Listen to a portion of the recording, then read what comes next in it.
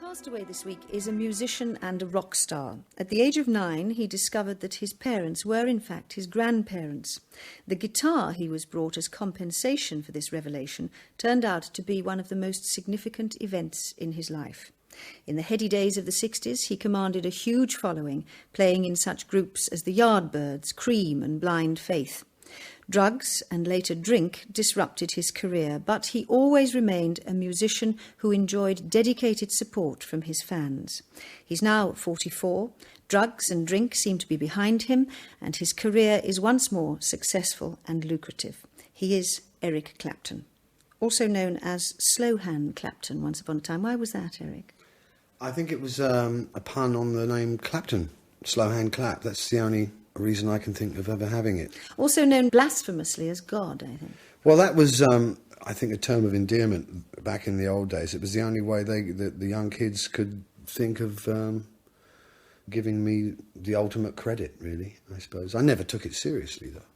But you don't much care for being idolised, do you? Well, of course, my ego responds very well to it, but it gives you a lot to live up to in the end. I mean, it's nice to begin with, but then you find that there are expectations attached which you can never live up to. But is there an element in which, having known now great fame and having been idolised, that if you had your choice again, you would prefer anonymity? I would prefer to be acknowledged as a good musician, I think, and then have the anonymity of a private life. But that's an impossible, it's a utopian dream, so... You can't have one without the other. You can't have one without the other, unfortunately. People won't let you have it that way. Well, we should come clean from the start and reveal that there is no question of what your luxury is on this island, is there? Well, I assumed when I was asked about that would be automatically mine. So I was going to choose either a Versace suit that I could dress up once a month and pretend I was back in society, or a Ferrari so I could drive around the island. But of course, it was pointed out to me that a guitar would be a luxury, so I have to plump for that, yeah. However, there is not one to be heard on the first piece of music you've chosen, is there? No, there isn't, because I find that when I'm working regularly and hard, as I have been for the last few years, that I tend to listen to music which is completely divorced from what I do. And that, at the moment, and for the last year or so, has been opera. I love Puccini. I love Italian opera in general, and I find it gives me great tranquility to listen to, and it's very moving. So what are you going to have? Which bit? Well, I'd like the Senza Mamma aria from Suor Angelica, which is part of his Il Tritico, and is a very, very beautiful aria about a sister who finds that her illegitimate son has died. It's just the most moving and beautiful melody. I didn't actually respond too well the first time I heard it. I thought it was quite plain, but then more and more I listen to it, the stronger it gets. The aria Senza Mamma from Puccini's Suor Angelica, sung by Renato Scotto, with the New Philharmonia Orchestra conducted by Lorin Maazel. Music which reminds you, Eric Clapton, I think, of your origins. Can you explain that? Well, it's similar in some respects that my mother left when I was very, very young, and I was raised by my grandparents unknowingly until a later age. And the funny thing was that when I heard this piece of music, I had no idea of the story, but it had a very profound effect on me. And it was only later when I examined the libretto that it was a very, very parallel story. I kind of listen to it and I feel what my mother must have felt, and the agony of kind of growing, watching me grow from a distance and not being able to take part in that. But can you remember what that moment was like for you when you were, I think, 9 years old? And it was very, very confusing, because I knew that I was different, and I didn't know why. I mean, I knew that other kids at school regarded me as different or maybe inferior, and I did have a massive inferiority complex as an adolescent. And I chose to conquer that by playing the guitar. It was my haven. Music was my haven in my teenage years. It gave you strength. It gave me strength, and it was my friend. And it was something I could excel in at an early age that other people couldn't. It was mine. It belonged to me. How old were you when you eventually met your mother, as it were, knowing she was your mother? I think I was about 9 years old. And it was very traumatic, and it took me a long time to get over. In fact, I still probably think it's not dealt with properly yet. It takes you all your life, really. Did you get on with her? Do you get on with her? Very, very well. But we have a different relationship to most mother and between mother and child. It's more like brother and sister, because she was very young when I was born. So we're actually just great pals more than anything else. Although I know she still feels that maternal thing, you know. So at the time, as you say, you took recourse into your music, into this guitar which you were given as well as a kind of sop in a way. Yeah. So it was kind of you and your guitar against the world, was it? Yeah. And me and anything against the world. Before that, I was very fond of painting and drawing, and it was anything that was introverted. Were you a very nice little boy? No, I don't think not. So, I don't think I was. People say I was pretty spoilt and I was selfish, and I'm sure I must have had some qualities, but not from what I hear. Shall we have your second record? What is it? That's the duet from the Pearlfishers. I heard this on Two-Way Family Favourites when I was a kid. I never knew then what it was about, but I just loved the melody, and it's the harmonies, the way they intertwine, are beautiful, and it's something you can even relate to rock and roll or whatever, any kind of music. And then I later found out it was about two friends swearing their friendship forever, no matter what. And it turned out they were both in love with the same woman, but they didn't know at the time, and I suppose that got the better of them. But the song really expresses brotherly love, I think, in a wonderful way. The duet Au fond du Temple Saint from the Pearlfishers by Bizet, sung by Ernest Blanc and Nikolai Gedda. A duet, as you said, Eric, about two men swearing eternal friendship. And again, that's a parallel in your life, I think, with George Harrison, is it not? Yeah, it worked out that way, yes. We were friends from the mid-'60s. I did a Beatles show at Hammersmith when I was with the Yardbirds, and we became fast friends. And I think for me it was great to have a friend who was famous and worldly, because he became very worldly very quickly, and he was slightly older, so he was a bit like an older brother. And he liked me, I think, because of my dedication to the blues and rock and roll, and we had a lot in common. And then when he married Patty, I met her, and I fell blisteringly in love with Patty, and that went on in an unrequited way for so many years. And then when their marriage was on the rocks, we started seeing one another, and she finally left him many years later. I mean, it was on the boil for so long. But at the same time, George, when I told him about it, his attitude amazed me, because it was, well, if that's what it's going to be, that's what it's going to be, you know, as long as we're still friends, because that's the important part. The love for Patty is still there and always will be, you know. But the love for George was never, ever, it never waned, you know. But you married Patty, of course, in the end. We married. Patty Boyd in 1979. 1979, and we broke up 4 years ago. We're still great friends, but the strongest thing really was that George and I remained friends. Let's go back still though, to those early days before all of that, before the turmoil of love, before the fame. You were an art student in Kingston, yes, in Surrey, by day, and you practiced your guitar by night. And sometimes by day. In fact, that's why I got thrown out of art school, because I used to practice at school. What sort of music were you into then? I was into the blues from an early age, as well as everything else that you would hear on Two-Way Family Favourites. You'd hear the occasional Lead Belly song, or Big Bill Broonzy, or Chuck Berry, you know. And I heard, funnily enough, I heard Memphis, Tennessee by Chuck Berry on Uncle Mac's programme on Saturday morning. I couldn't believe it. Hello, children everywhere. Yeah, along with the Runaway Train Came Over the Hill, he would play the odd Chuck. I thought, this is a strange guy, but it was really the turning point for me. And I then went on a pilgrimage to record shops and bought every R&B and blues record I could buy, and I would study them at home and learn as much as I could by ear. In fact, that's been my method all my life. And I decided that I was going to be a blues player. It had the most profound effect on me, the most dramatic effect of all the musics I listened to. And I felt in a way that it was something I could pick up.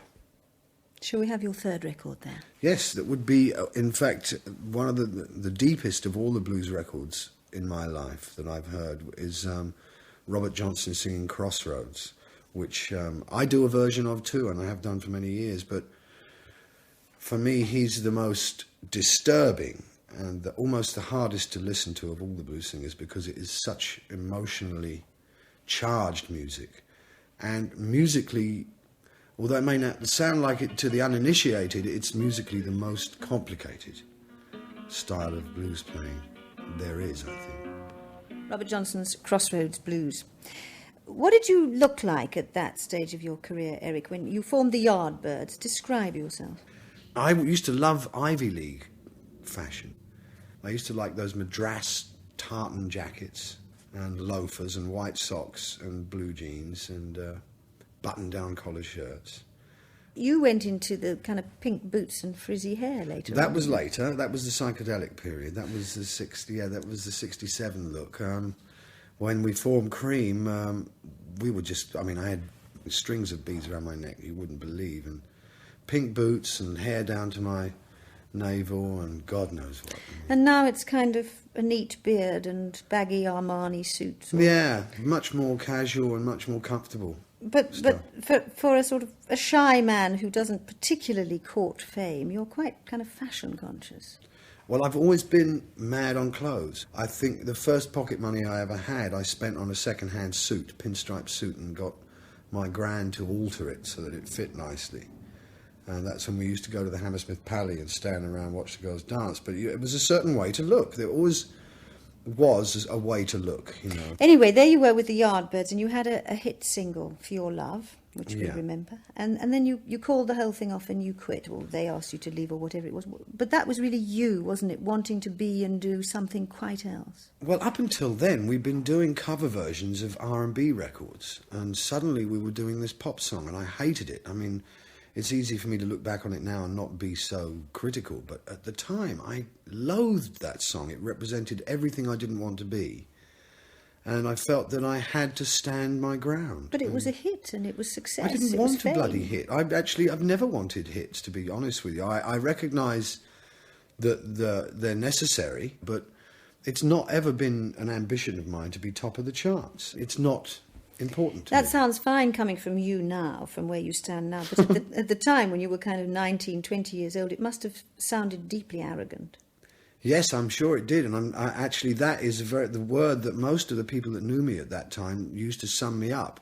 If you hadn't heard, for instance, Robert Johnson singing Crossroad Blues, I didn't want to know you. Simple as that.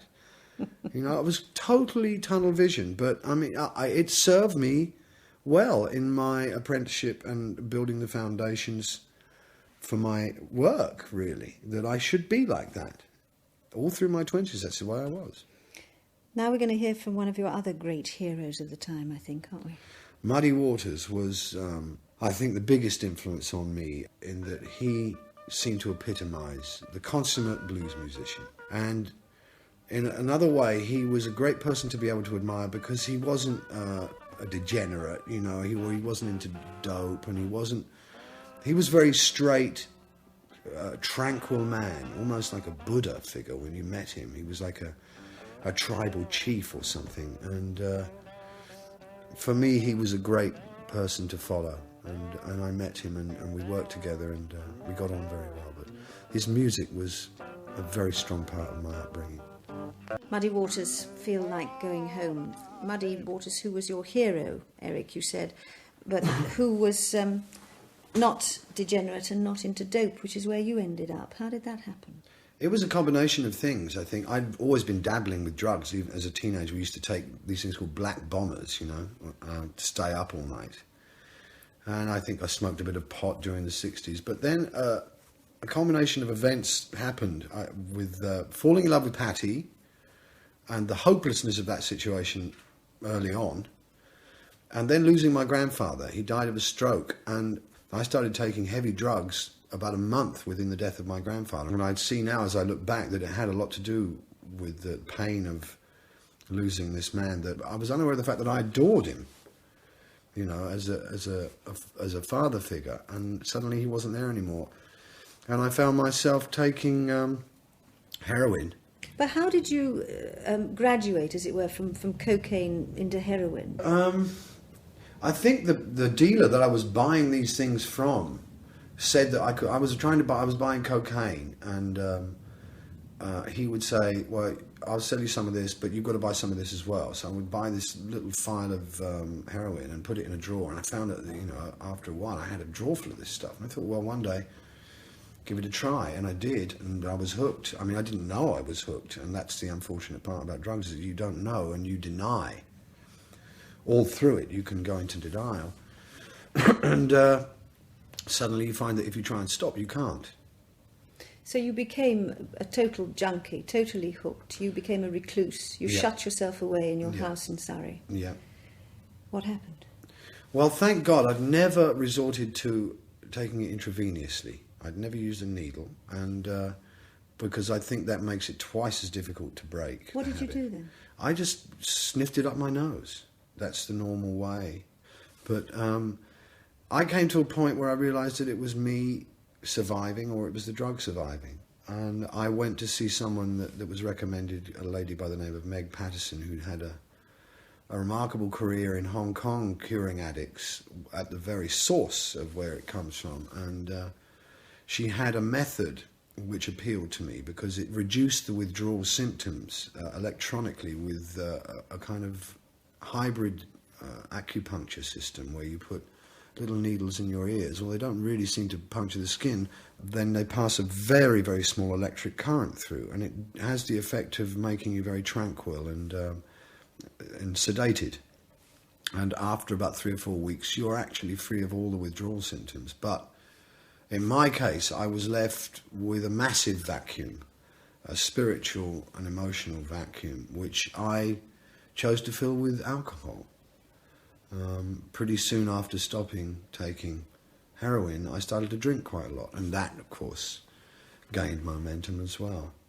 And when you look back on all of that now, I mean, do you entirely understand? You sound as if you understand exactly why and how it happened, or do you look back and think, my God, what wasted years? I think it's very foolish to do that. I think because you can end up with too much regret, and that can be overbearing, and make you bitter. I don't particularly relish that time, but it just happened and I can't change the past.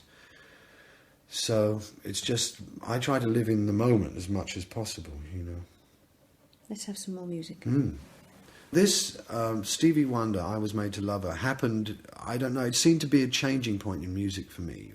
I heard it in the 60s, and the bass playing in this song by Jamie Jameson changed R&B and rock and roll radically overnight, I think. Stevie Wonder, I Was Made to Love Her. There seems, Eric, to have been so much turmoil in your life, the childhood shock and frustrated love and drugs and drink, as you just said.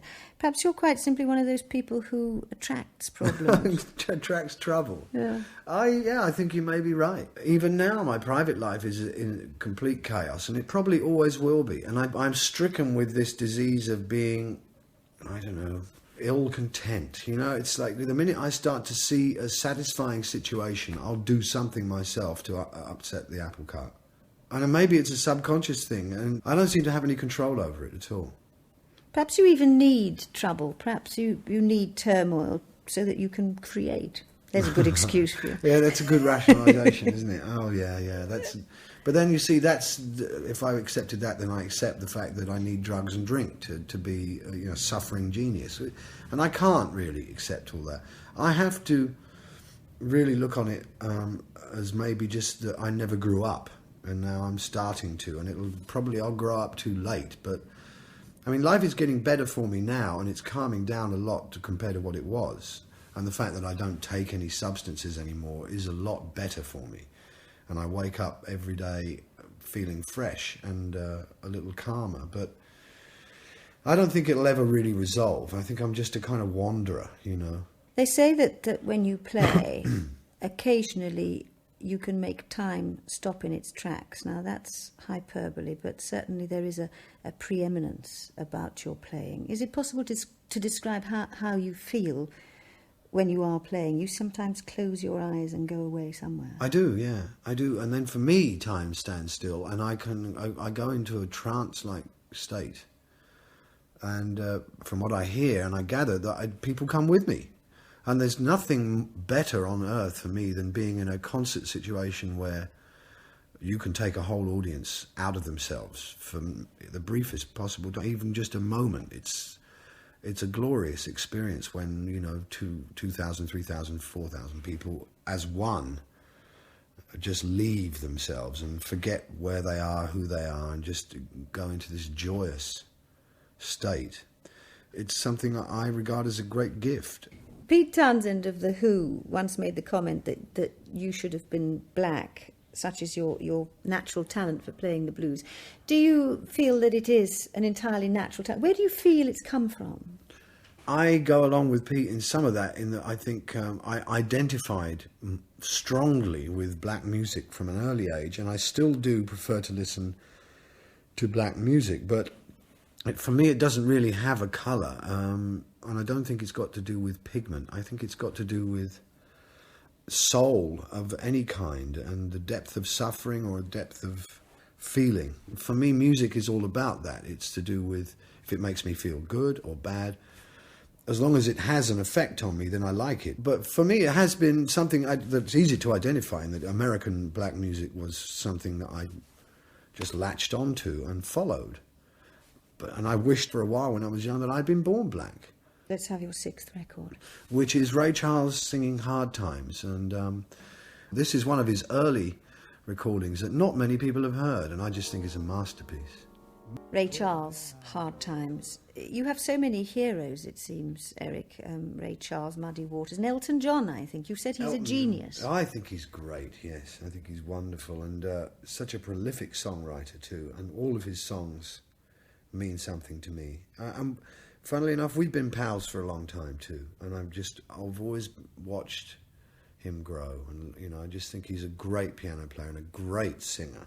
You also have a lot of good friends who happen to be famous, and we've mentioned some of them: George Harrison, Pete Townsend, Phil Collins, of course, as well, all of whom did their best to help you when you were down. They even considered kidnapping you, I think, to get you away from your source of drugs.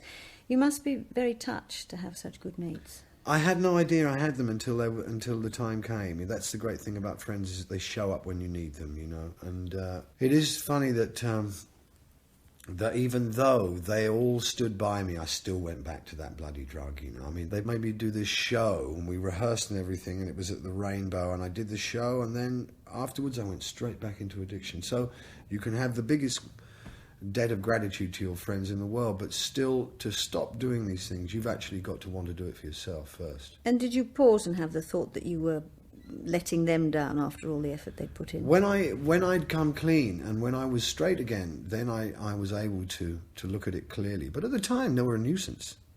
What about Patty, then? I mean, because you, having married her, as we said, about 10 years ago, and you divorced her last year, I mean, she tried to help you too, and yet you took to the drink, and she was there, and you said you loved her, and you said she was everything that you wanted. Absolutely. But I mean, the drink, I think more than drugs, is a very, very powerful hypnotic and anaesthetic, and you will say all kinds of things.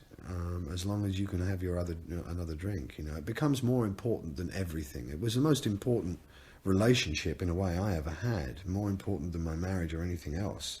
They could all have gone to the wall as long as I had the bottle. And perhaps because of all of that, you lost Patty, who was the inspiration for so much of your music, wasn't she? Yes, and still is, mind you. I don't think it's right to look back and close the door.